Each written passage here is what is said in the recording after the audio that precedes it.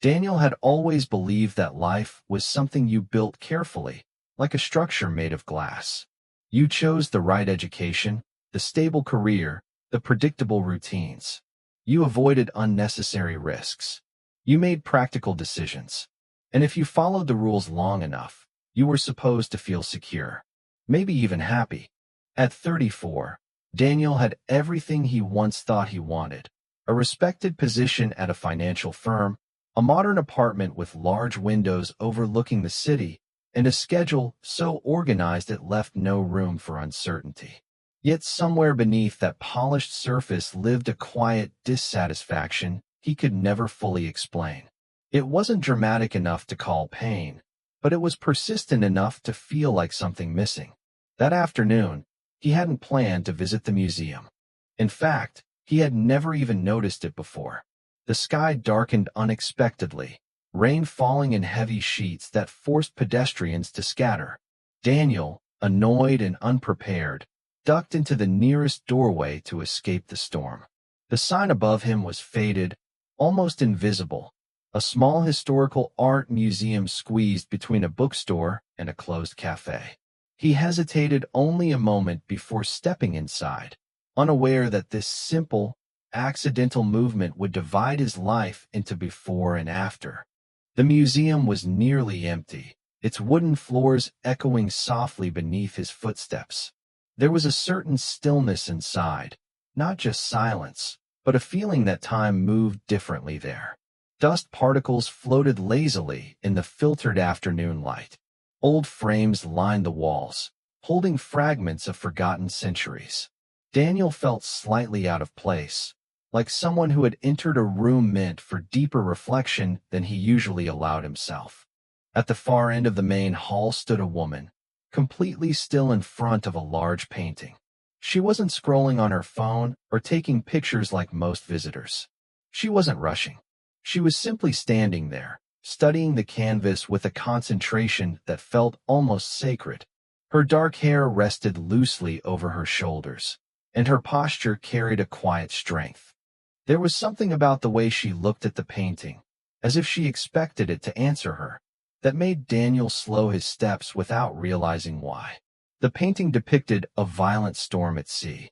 Dark waves rose like walls, threatening to swallow a small wooden boat struggling against the chaos. The sky was nearly black, pierced by a faint suggestion of distant light. It was dramatic, intense, almost overwhelming. Daniel stopped a respectful distance away, pretending to examine the details while secretly observing the woman beside him. After several minutes of silence, she spoke without turning her head. Her voice was calm but steady, carrying a depth that caught him off guard. She said that people always focused on the storm in paintings like this, the danger, the darkness, the power of nature, but rarely on the boat. To her, the boat was the true story. It was fragile, yes, but it was still afloat. It was still fighting. That quiet observation struck Daniel more deeply than he expected. It felt less like a comment about art and more like a statement about life itself. Her name was Amelia. She introduced herself naturally, without awkwardness or hesitation, as though conversations with strangers were not something she feared. Daniel learned that she worked as an art restorer, spending her days carefully repairing cracks in old canvases, preserving colors that time tried to erase.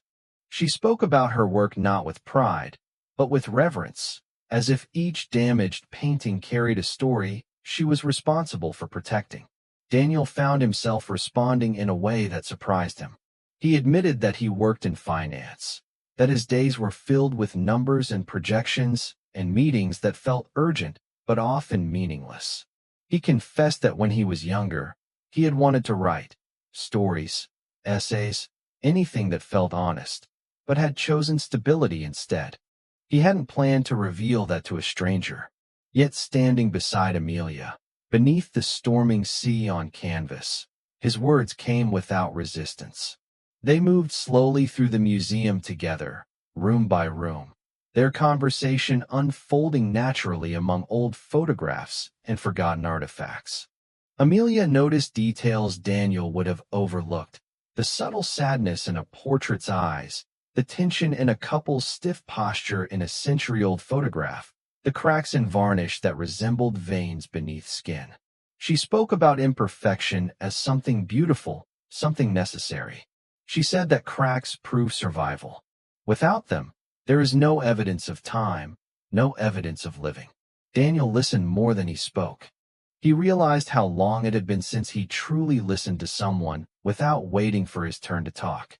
With her, silence felt comfortable. There was no pressure to entertain or impress. Only presence. Only attention. And in that simple exchange, something began to shift inside him. Something small but undeniable, like the first faint light after a long night. Eventually, an announcement echoed through the museum, informing visitors that it was closing for the evening. The spell of the quiet halls began to dissolve as they approached the exit. Outside, the rain had stopped, leaving the streets reflective and glowing beneath the city lights. The world seemed both ordinary and entirely new. They paused at the doorway, aware that this was the natural end of their encounter. Many meetings in life end exactly like this, with a polite goodbye and a gradual fading into memory. Daniel felt the weight of that possibility and, for the first time in years, chose not to let practicality decide for him. He asked if she would like to continue their conversation over coffee. Amelia studied him for a brief moment, as though measuring his sincerity, then nodded with a quiet smile. In the cafe next door, the atmosphere was warm and intimate. Rain clung to the windows, blurring the city outside into streaks of light. They sat across from each other, cups warming their hands, and continued speaking as though they had known each other far longer than a single afternoon. Amelia described how restoration taught her patience, how some cracks require months of careful work, and how rushing can destroy what you were trying to save. Daniel thought about his own life, about how quickly he had rushed toward security, and wondered what parts of himself he had accidentally erased along the way. The conversation deepened, touching on loneliness, fear, ambition, and the quiet ache of unfulfilled dreams. Neither of them tried to appear flawless. Neither pretended to have perfect answers. The honesty between them felt rare, almost fragile. Daniel realized that he didn't want the evening to end, not because he was infatuated, but because he felt understood. When they finally stepped outside, night had fully settled over the city. The air was cool and clean, washed by rain. They stood beneath a street light, aware that this meeting, born from something as random as a storm, had already changed them in subtle ways. They exchanged numbers without games or hesitation. It wasn't dramatic. It was simple, and somehow, that simplicity made it meaningful.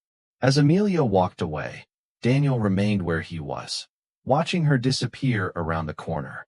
He felt no need to chase, no anxiety about what would happen next. Instead, he felt something he hadn't experienced in years, anticipation without fear. For the first time in a long time, tomorrow did not feel like a repetition of yesterday. It felt open, and all because he stepped inside a forgotten museum to escape the rain. The next morning did not begin with anything extraordinary. The alarm rang at the usual time. The city outside his window moved with its usual rhythm, and his inbox filled with the same predictable urgency it always carried. Yet something inside Daniel felt unmistakably different. It was not excitement in the dramatic sense, nor was it distraction. It was a quiet awareness, as though a new color had been added to a world he had only seen in shades of gray.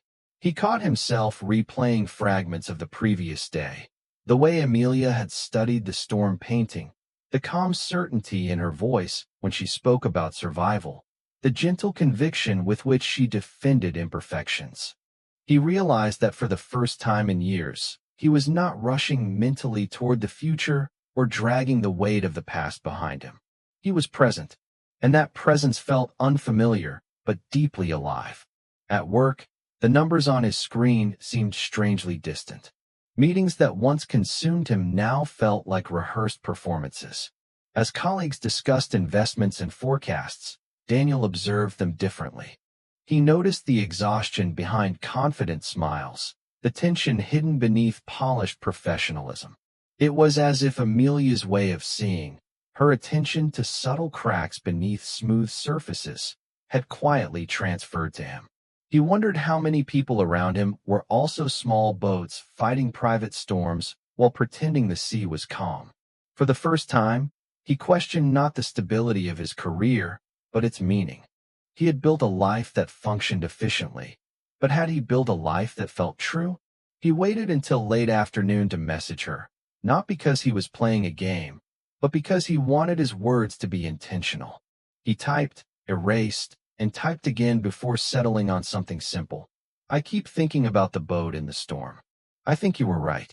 When her reply arrived minutes later, the boat is always the bravest part. He felt an unexpected warmth spread through him. Their conversation unfolded naturally through messages that were neither rushed nor superficial. They spoke about small things, how the museum had once been a train station decades ago, how she preferred rainy days because they forced people to slow down, how he secretly missed writing even though he hadn't admitted it to anyone in years. There was no pressure in their exchange, only curiosity. And curiosity, Daniel realized, is the beginning of care. Over the following week, their communication continued steadily, like a quiet thread weaving itself into his daily routine. They met again, not by accident this time, but by choice, at the same museum. This time, the sky was clear, the entrance illuminated by soft afternoon light. Walking inside together felt different from that first encounter. The unfamiliarity had softened, replaced by a gentle comfort. Yet the connection had not weakened. If anything, it felt deeper. They stood before a different painting, one depicting a field after harvest, empty but peaceful, and Amelia spoke about endings not as losses, but as spaces that make room for something new. Daniel listened and felt as though she was speaking directly into parts of him he had long ignored. As days turned into weeks, their meetings became a quiet ritual. Sometimes they chose crowded cafes. Other times they wandered through parks or bookstores, talking about everything and nothing. Daniel began to notice subtle changes in himself that extended beyond their time together. He started writing again, small paragraphs at first, reflections he kept private. He paid attention to the world in ways he hadn't before. The way sunlight filtered through office windows, the nervous habit of a man adjusting his tie before a presentation, the fragile laughter of a child on the subway. Amelia had not instructed him to change. She had not criticized his life. She had simply shown him another way of seeing. And once seen, it could not be unseen. One evening, as they sat on a quiet bench overlooking the river, Daniel admitted something that had been forming slowly inside him. He told her he felt as though he had been living on autopilot for years, moving efficiently but not intentionally. He confessed that meeting her felt less like falling in love and more like waking up. Amelia did not romanticize his words.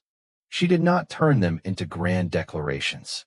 Instead, she told him gently that sometimes people enter our lives not to complete us, but to remind us of who we were before we began compromising with fear.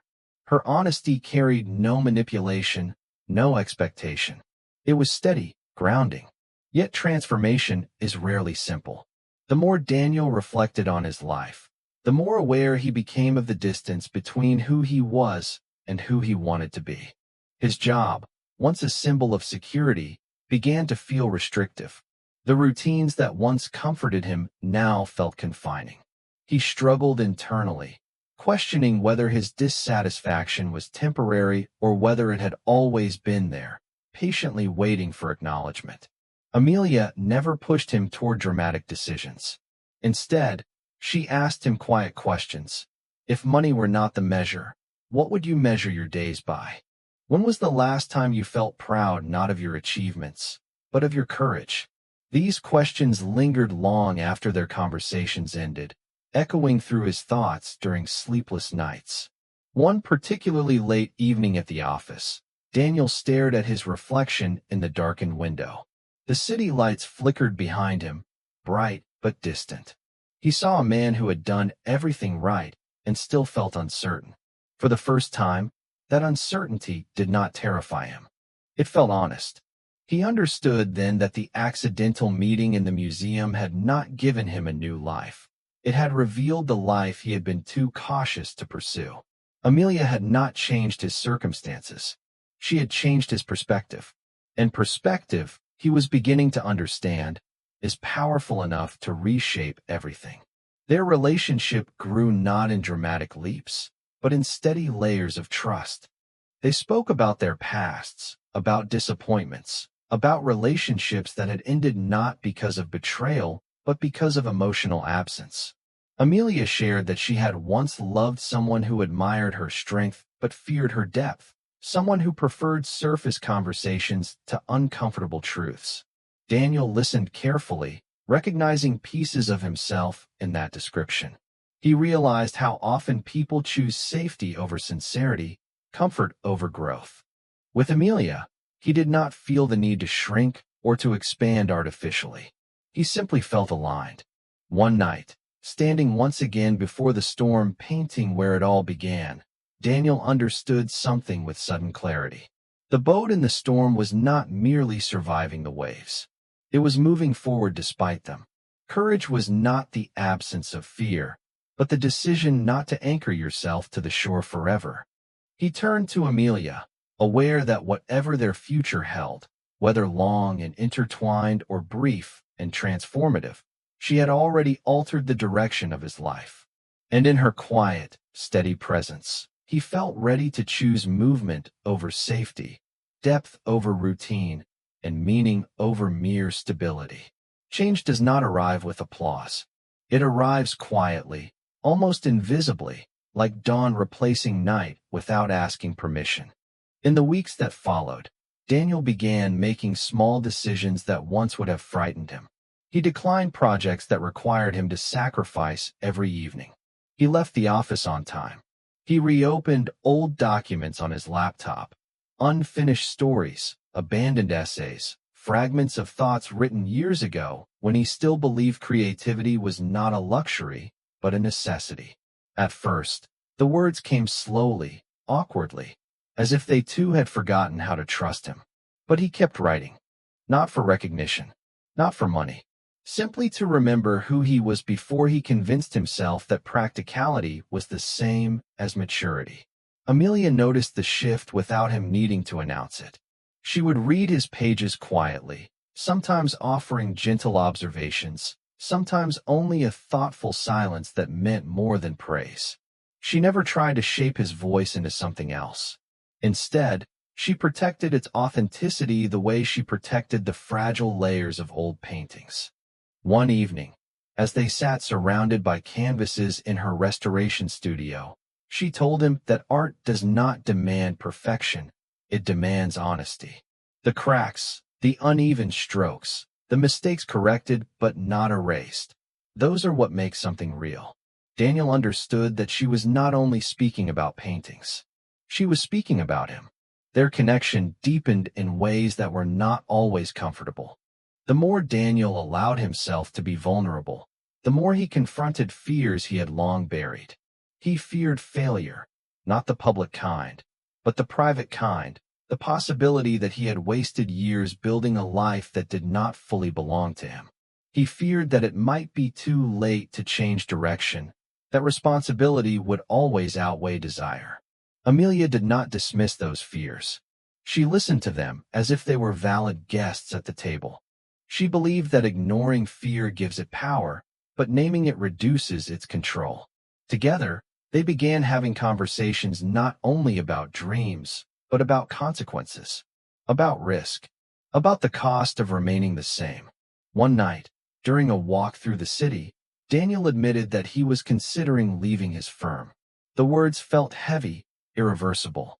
He expected resistance or concern.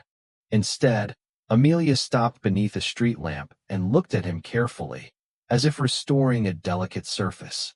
She told him that leaving something stable does not guarantee happiness, just as staying does not guarantee safety. What matters is whether your daily actions align with who you are becoming. She did not tell him what to choose. She simply reminded him that fear disguised as responsibility can quietly imprison a person for decades. As winter approached, the museum where they met hosted a small exhibition featuring newly restored works, some of which Amelia had personally repaired. Daniel attended the opening, standing among strangers who admired the brilliance of colors once faded by time. He watched her from a distance as she explained her process to visitors, her hands moving gently in the air as if still holding invisible brushes. There was a quiet confidence in her, not loud or performative, but deeply rooted. She did not restore paintings to be noticed. She restored them because she believed stories deserved preservation.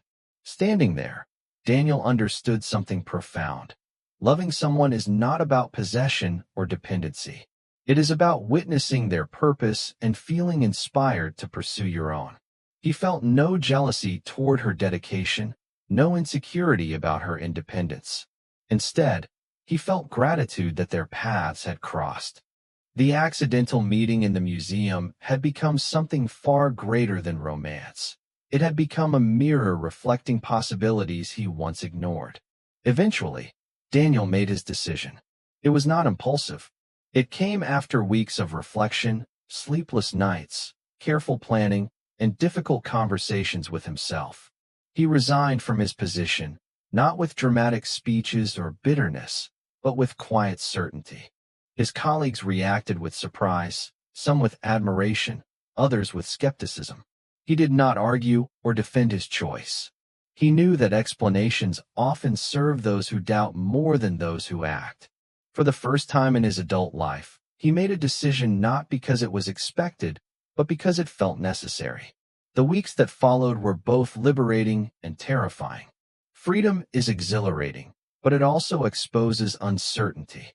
There were mornings when doubt crept in, whispering questions about stability and regret. During those moments, Amelia never offered hollow reassurance. Instead, she reminded him that every meaningful restoration begins with removing old layers, even if the canvas looks worse before it improves. Growth, she said, is rarely graceful in its early stages. Daniel began dedicating his days to writing with the discipline he once reserved for finance. He structured his mornings carefully, but he allowed creativity to lead rather than obligation. He wrote about storms and boats, about forgotten museums, about people who survive quietly without applause. He wrote about fear disguised as practicality. He wrote about the quiet revolution that begins inside a person before the world notices any change. Some days the words flowed like a river. Other days they resisted him, stubborn and distant. But even on the difficult days, he felt more aligned than he ever had in his previous career. Through it all, his relationship with Amelia remained steady, grounded in mutual growth rather than dependency. They did not cling to each other out of fear of loneliness. They stood beside each other out of choice. Their love did not erase their individual journeys, it strengthened them. And Daniel realized that the most extraordinary part of their story was not the romance itself, but the transformation it awakened. A chance encounter in a forgotten museum had not only brought two people together, it had reminded them both that life is not meant to be endured safely from the shore. It is meant to be navigated, storm and all, with courage enough to move forward. Spring arrived slowly, almost cautiously, as if the world itself needed reassurance that winter had truly ended. Daniel often walked through the city in the early mornings before sitting down to write, observing how the trees began to soften with green, how light lingered a little longer in the evenings. These small seasonal shifts mirrored something unfolding within him. The fear that had once gripped his chest each time he thought about leaving his former life no longer felt sharp. It had transformed into something quieter, a respectful awareness of uncertainty rather than a paralyzing dread of it. He understood now that security had once been his shield, but it had also been his cage. By stepping away from it, he had not eliminated risk. He had simply chosen a risk that felt honest. And honesty, he was learning, creates a different kind of stability, one rooted in alignment rather than predictability. Amelia remained a steady presence, not as a savior, but as a witness to his evolution. Their conversations grew deeper, stretching beyond personal dreams into questions about meaning itself. They spoke about how society quietly teaches people to measure worth through productivity, how exhaustion is often worn as a badge of honor, how many individuals silence their inner voice in exchange for approval. In those conversations, Daniel felt a profound clarity. The accidental meeting in the museum had not been random in its impact. It had disrupted a pattern. It had interrupted autopilot. And sometimes, interruption is the beginning of awakening. He realized that love, in its healthiest form, does not distract from one's path. It sharpens it. Yet life does not move forward without testing new foundations. One evening, Amelia received an offer to work abroad for several months, assisting in the restoration of a historic collection in another country. It was an opportunity she had quietly hoped for, but never expected to arrive so suddenly. When she told Daniel, her voice carried both excitement and hesitation. The possibility meant growth, recognition, and a chance to work on pieces that would define her career. It also meant distance, physical separation, time zones, uncertainty about how momentum between them might shift. Daniel felt the familiar tightening of fear, but this time it was different from the fear he once knew. It was not the fear of losing control, it was the fear of losing presence. For a brief moment, he imagined asking her to reconsider, to stay, to choose proximity over opportunity. But almost immediately, he understood what such a request would mean. Love that restricts growth slowly turns into resentment. If he had learned anything through his transformation, it was that authenticity cannot thrive in confinement. So instead of holding her back, he told her the truth, that he would miss her deeply, but he would never ask her to shrink her world to protect his comfort. The months that followed were not easy. Distance revealed the strength of their connection in unexpected ways. Without daily walks or spontaneous museum visits, their relationship relied on conversation, trust, and intentional effort. They spoke through late-night calls, sharing details of their separate routines, her stories about delicate brushwork on centuries-old canvases, his frustrations with chapters that refused to resolve. There were moments of loneliness, moments when silence on the other end of the line felt heavier than words. But there was also a quiet resilience that neither of them had anticipated. They did not cling. They did not dramatize. They allowed space without interpreting it as abandonment. During that time apart, Daniel experienced another shift. He realized that the courage he had discovered was not dependent on Amelia's physical presence. She had awakened something within him, yes, but sustaining it was his responsibility. He finished his first manuscript during those months, a novel centered around a man who steps into a museum during a storm and steps out with a different understanding of himself. It was not purely autobiographical, but it carried emotional truth. When he sent the final draft to Amelia, his hands trembled not from insecurity, but from gratitude. He understood that without that chance encounter, those pages would not exist. When Amelia returned, the reunion was quiet and deeply human. No dramatic declarations, no exaggerated gestures, just an embrace that carried months of patience and choice. They walked once more to the museum where everything had begun. Standing again before the storm painting, Daniel noticed how differently he saw it now. The waves no longer appeared overwhelming. The boat no longer looked fragile. Instead, the entire scene felt dynamic, movement suspended in time. He realized that life would always contain storms, distance, risk, and uncertainty. What mattered was not avoiding them, but learning to navigate them without abandoning oneself. He turned to Amelia and understood something with a clarity that felt almost sacred. Their meeting had changed his life not because it guaranteed permanence, but because it revealed possibility. Whether their story would span decades or simply mark a transformative chapter, it had already fulfilled its purpose. It had taught him to see, to choose, to move forward despite fear. And in that understanding, Daniel felt an enduring peace. The accidental meeting in an overlooked museum had not just brought love into his life. It had restored him, layer by layer, until he could finally recognize himself beneath the surface. Time, once something Daniel measured in quarterly reports and annual targets, began to feel organic rather than mechanical. Months passed not as deadlines, but as experiences layered upon one another. His manuscript, after several revisions and moments of doubt, found its way to a small independent publisher that valued sincerity over market trends. The acceptance email did not arrive with fireworks or orchestral music, yet when he read it, sitting alone at his desk by the window, he felt a profound stillness settle over him.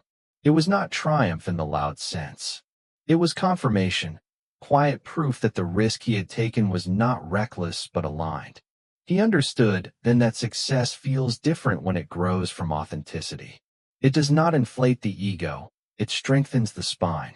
When he told Amelia, she did not react with surprise. Instead, she smiled as if she had always seen this outcome hidden beneath his hesitation. They celebrated not with extravagance, but with a long walk through the city at dusk. The streets were alive with ordinary movement, people hurrying home, lights flickering on in apartment windows, distant laughter echoing through open doors. Daniel realized that his joy did not isolate him from the world. It connected him more deeply to it. He no longer felt like a spectator observing life from behind glass. He felt like a participant, vulnerable, imperfect, but present. Yet transformation does not mean the absence of doubt. As publication approached, Daniel began questioning whether he deserved this new path. Old insecurities resurfaced, whispering that he was naive to abandon stability, that one book did not equal sustainability, that passion fades while bills remain. These thoughts arrived quietly, usually late at night, when the city grew silent and reflection grew louder. He recognized this voice. It was the same cautious instinct that once convinced him to prioritize safety above all else. The difference now was not that the voice had disappeared, but that he no longer obeyed it automatically. Amelia listened patiently as he voiced his fears. She reminded him that courage is not a permanent state, but a repeated choice. Every meaningful step forward requires confronting doubt again and again. She compared it to restoring a painting whose surface continues to react to changes in temperature and light. Preservation is not a one-time action. It is an ongoing commitment. Daniel understood that building a life aligned with one's truth demands maintenance, awareness, intentionality. And so, instead of retreating, he leaned further into his work, not obsessively, but faithfully. Their relationship evolved beyond the intensity of new love into something steadier, deeper, and more resilient. They disagreed at times about priorities, about pacing, about how much to plan for the future. But their disagreements were not battles for control. They were explorations of difference. Daniel learned that loving someone fully does not mean mirroring them.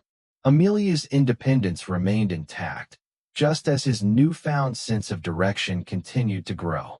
They supported each other without dissolving into one identity. This balance, fragile yet strong, became the foundation of their bond. One evening, as they revisited the museum once more, they discovered that it was scheduled to close permanently due to funding shortages. The news struck them both with unexpected weight. The building that had served as the quiet birthplace of their transformation would soon be empty, its paintings relocated, its halls silent. Daniel felt a wave of nostalgia mixed with gratitude. He realized that places, like moments, are not meant to last forever. Their value lies in their impact, not their permanence. The museum had fulfilled its role. It had brought two lives into alignment at the precise moment they were ready to shift. On the museum's final open day, Daniel and Amelia stood once more before the storm painting. The familiar image felt different now, layered with memory.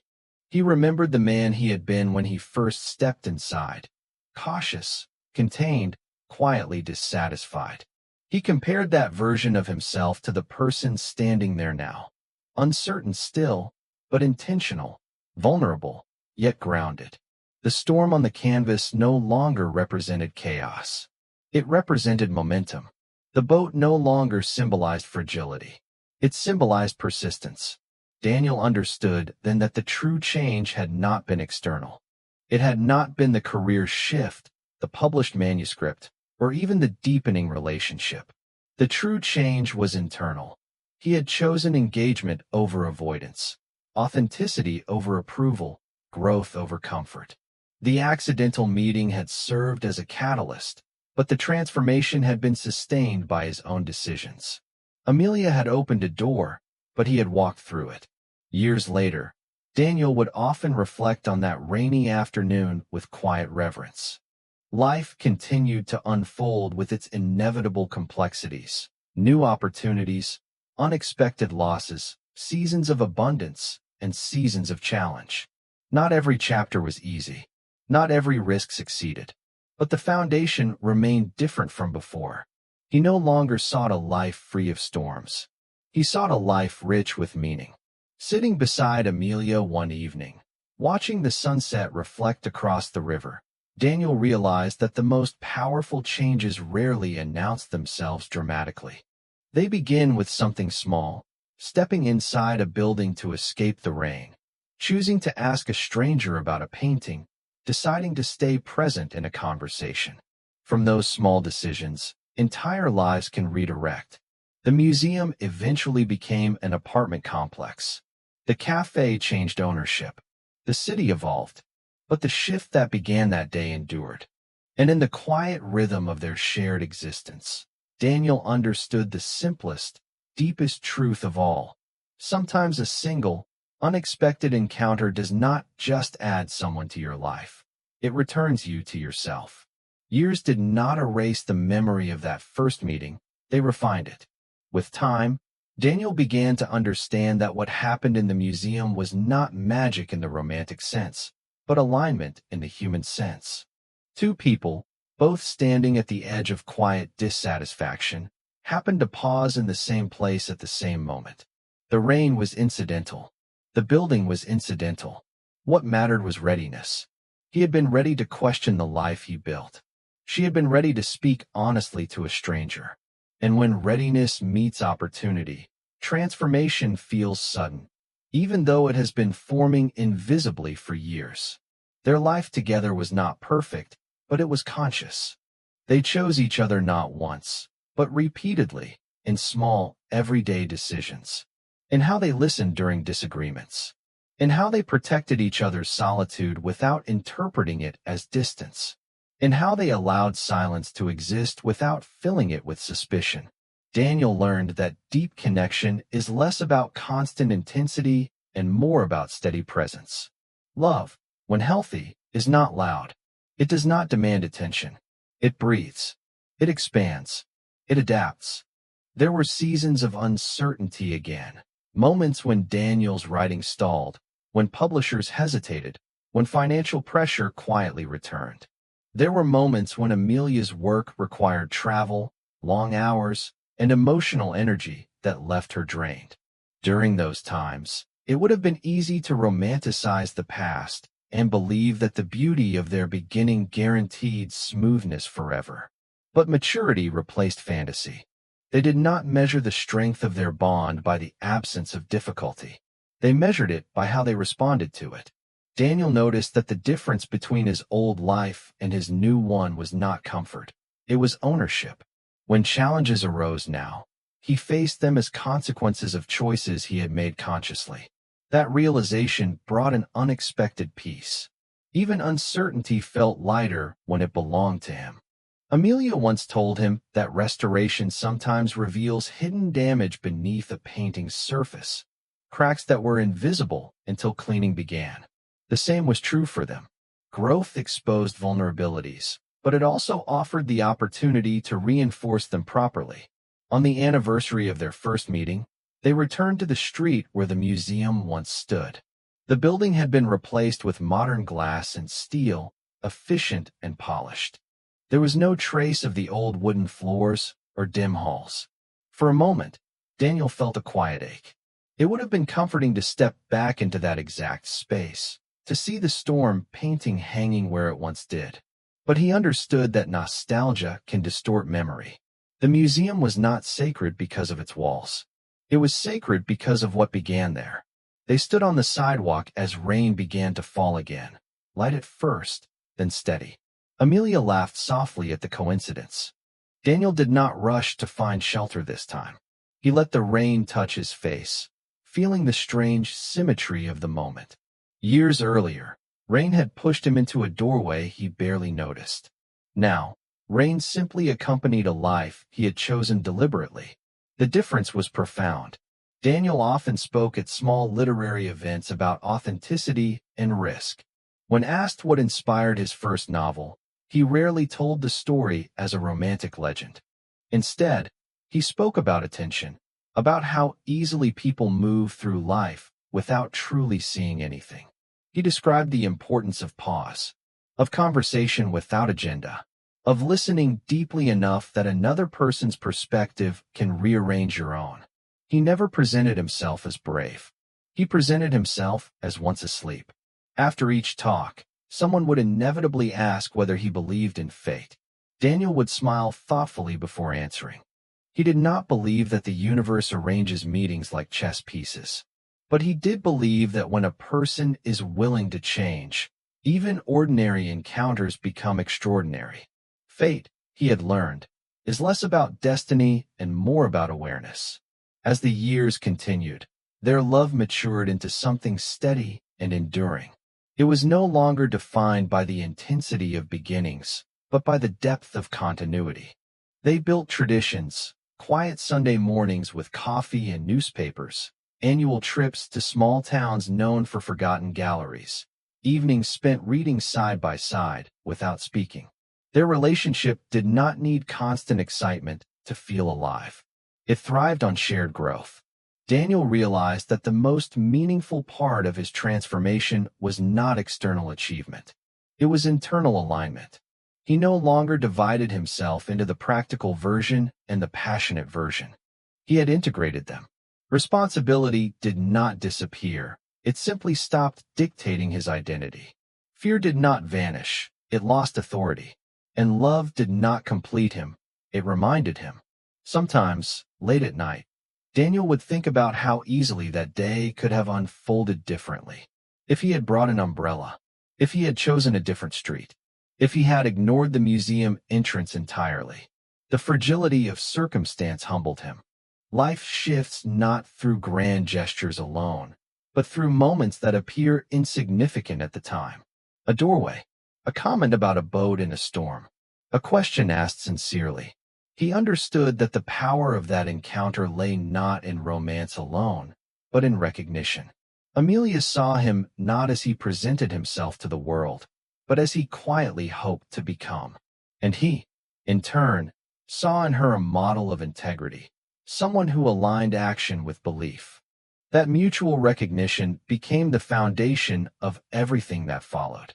There were still storms, of course, health scares within their families, professional disappointments, days when patience felt thin and exhaustion heavy. But Daniel no longer feared storms the way he once had. He had learned that stability is not the absence of waves, but the confidence that you can navigate them. The metaphor from the painting remained etched in his mind. The boat does not control the sea, but it can choose not to surrender. Through every season, he returned internally to that first quiet observation Amelia made, that the boat is the real story. Over time, he realized something even deeper. The storm gives the boat its meaning. Without resistance, there is no courage. Without uncertainty, there is no growth. The goal was never to escape difficulty, but to remain intact within it. One evening, many years later, Daniel and Amelia sat by the river watching the sun disappear beneath the horizon. The world around them moved with its usual urgency, cars passing, people talking, lights flickering on. He thought about how ordinary the moment looked from the outside. Two people sitting quietly. Nothing dramatic, nothing cinematic. And yet, inside him, there was immense gratitude. A random rainstorm, a forgotten museum, a conversation about a fragile boat in violent waves. From those simple elements, an entirely new direction emerged. Not because destiny demanded it, but because he allowed himself to step inside, to listen, to question, and to choose differently. Daniel finally understood that life does not always change through explosions of revelation. Sometimes it changes through a single, honest exchange that invites you to see yourself clearly. And when you accept that invitation, when you dare to move forward despite uncertainty, you do not just meet another person. You meet the truest version of yourself.